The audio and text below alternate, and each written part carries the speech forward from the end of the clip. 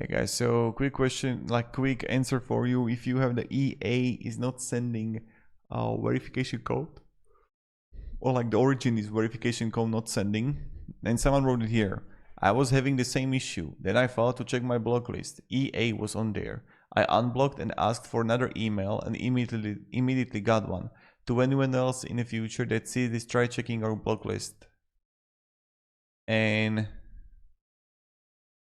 the little box you unchecked that asked if EA could send you promotional content, apparently that also includes functional emails too.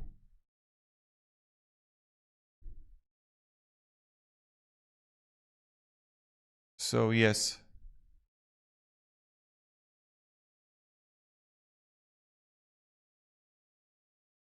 Or I got my verification day later, so try next day.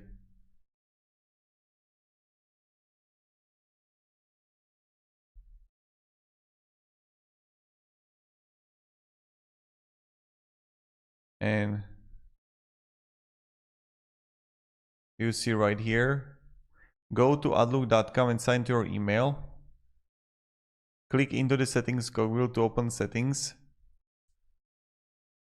Select mail. Select forwarding InMap.